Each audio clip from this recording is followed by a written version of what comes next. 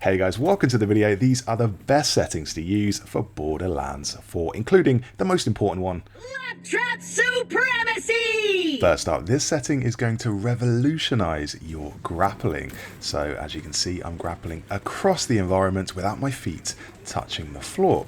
This is not a setting available to you by default. So go into the options, go in the gameplay section and down to grapple view tilt. What grapple view tilt does is automatically point your view in the direction of the floor, which is bad. So this is it off and I have full control over my aiming, but I'm going to show you what it looks like on. So this is what Borderlands 4 forces you to have by default, and it forces your view to always point towards the floor when grappling. So as you can see, I grappled, my view automatically went towards the floor. This makes chaining long grappling combos much more difficult, at least in my opinion, so I really recommend turning grapple view tilt off. I'll show you one more time, trying to grapple onto here, and my view just points towards the ground. Pointless, turn grapple view tilt off. And if you find that tip useful, guys, do subscribe to the channel and let's kick on with the next one.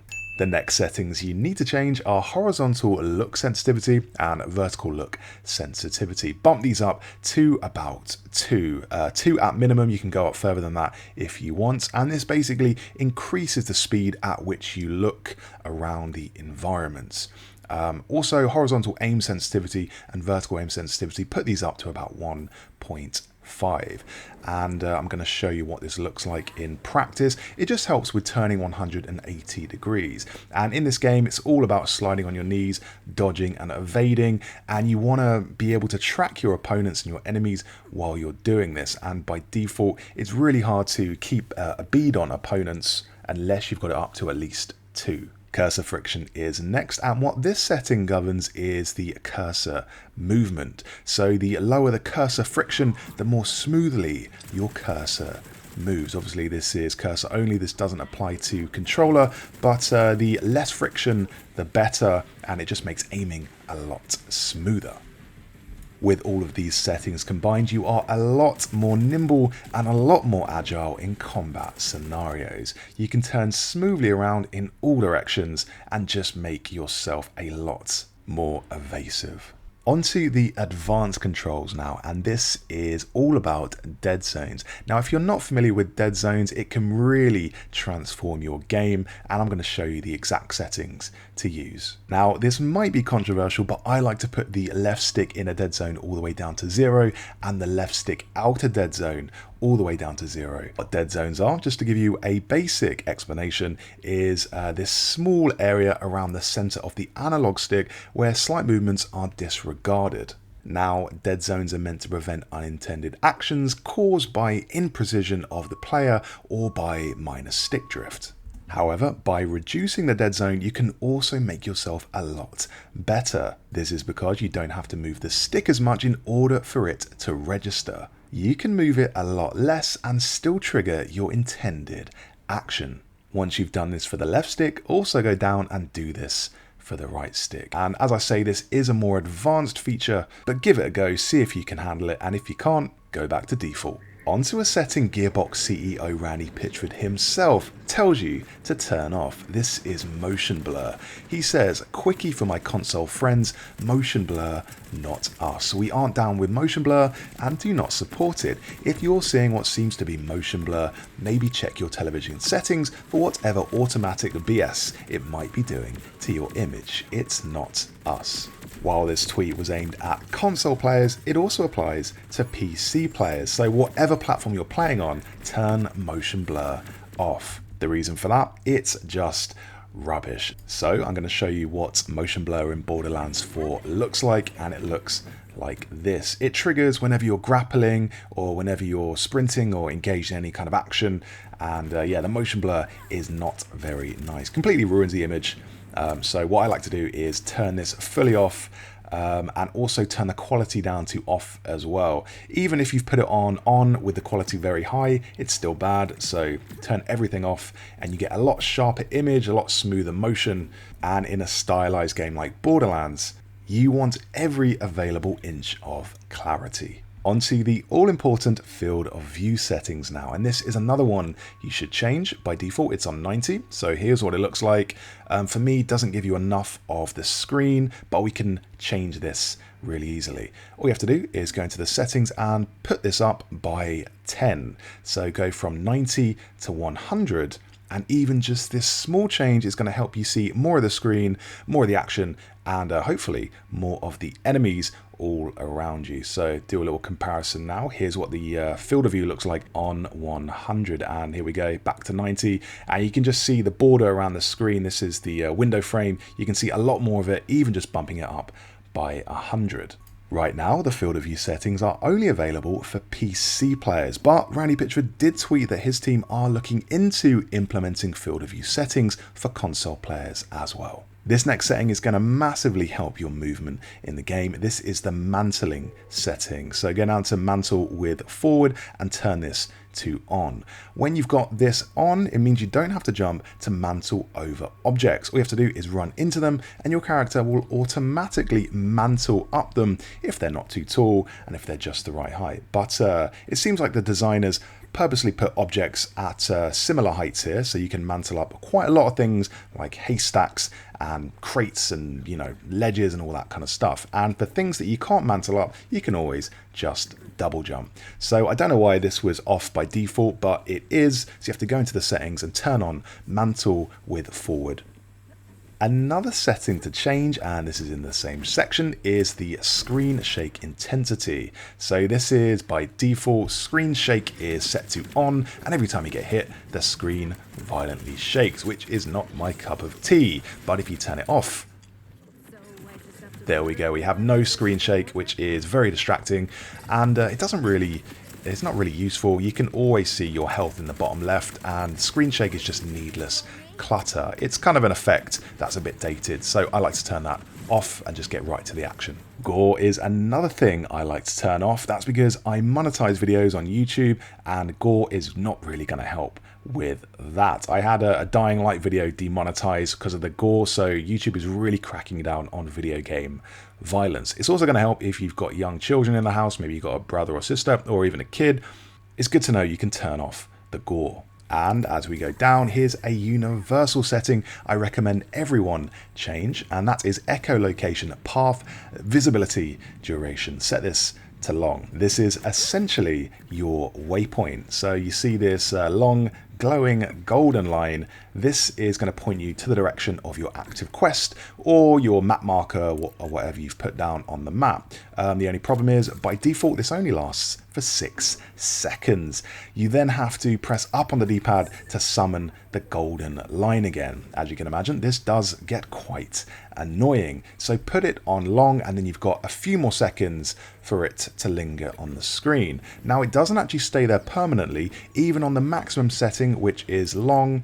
It only stays there for about 12 seconds. So every 12 seconds you're going to have to press the D-pad up again, but it's better than 6 seconds, which is what this is by default. That's the best you're going to get at this stage, unfortunately. But this setting is, thankfully, a lot more useful. This is the radar display. Vanilla Borderlands has a compass, which is not all that useful, but you can actually turn on a radar. And what the radar does is display every single enemy in real time. So as you can see, all of these dots in the top right of the screen are enemies, and you can see exactly where they are in relation to your position. When you've only got the compass on, you've only got this thing at the top of the screen, which is only so useful. But with the radar, you can see enemies, and you can also see whether they're above you or below you in the level. Okay, take a look at this gameplay, and there might be something that you can spot. Can you tell what it is? Well, if you look at the HUD elements, the HUD is looking slightly washed out. There's a way we can fix this. So if you go into the options, go into the audio and visual settings and turn on high contrast HUD.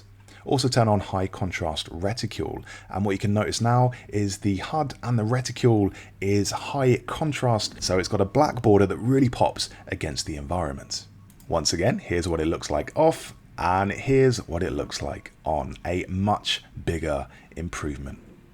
Onto an option that doesn't really sound like it's that big or that important, but it really is. This is map zoom speed. I'm going to show you what this looks like by default.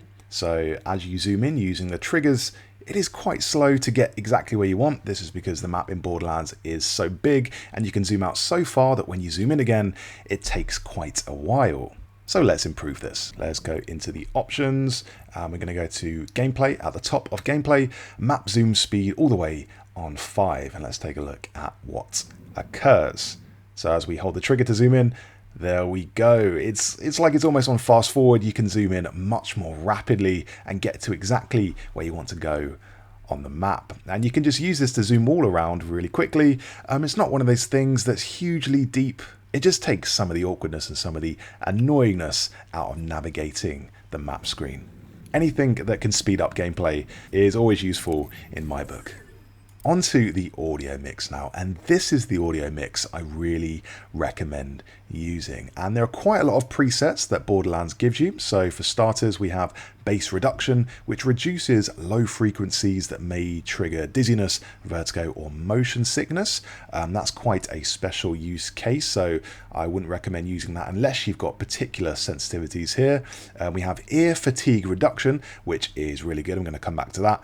Hyperacusis relief, which again is something that's very specific. It just reduces mild and high frequencies, and misophonia relief and all sorts of things like that. But the best one for me, and I've experimented, is ear fatigue reduction. And what this does is it reduces harsh frequencies that can cause listening fatigue during extended gameplay sessions. And Borderlands 4 is one of those games you're going to be spending hours upon hours playing, so anything that can reduce the annoyingness and the fatigue of hearing the same sounds over and over again is always going to be useful. It doesn't impact the soundscape too much in my experience. It just makes it slightly easier on the ears when you've been playing for a long time. In terms of the audio mix itself, Borderlands lets you customize different parts of the audio, and I've had a little play around, and here's what I prefer using. So give this a little check out here. So player weapons trim, I recommend having this up to maximum, and this makes your guns sound as good as they possibly can. And I also like to have outgoing damage on maximum as well. So when those guns fire and those bullets hit their targets, it sounds so much more satisfying. And the way to really bring this out and to contrast this is to have everything else slightly diminished. So the user interface trim, put around halfway to maybe 60%. Incoming damage, put around there as well. Boss music, put that around there. So it says 4, but I think of this about 60%. Or you can have it on 50, but 50-60% is good. What you have to make sure though is make everything the same. So you want to have everything but the weapon sound and the damage on 60, and then put the weapon sounds and the damage on 100. Again, this emphasizes the sounds of your gun, which, let's be honest, are the most important thing in Borderlands 4. This is a game with billions of guns, and I want to hear exactly how the designers intended them to sound. And you can even go further. If you go down in this same section, you can do the same with the player voice volume, the player effects trim, the player callouts trim, player idle trim, and combat voice lines. And I'm going to show you a comparison. So here's what it sounds like by default. Let's see if you can hear the difference.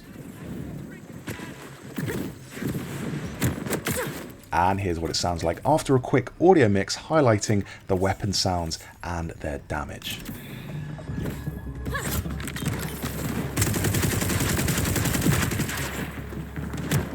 That is a whole lot better. I'm not sure if you're going to be able to hear the entire fidelity of the new sounds over YouTube, because YouTube does compress the audio somewhat, but trust me, if you use this in the game, you will notice a difference.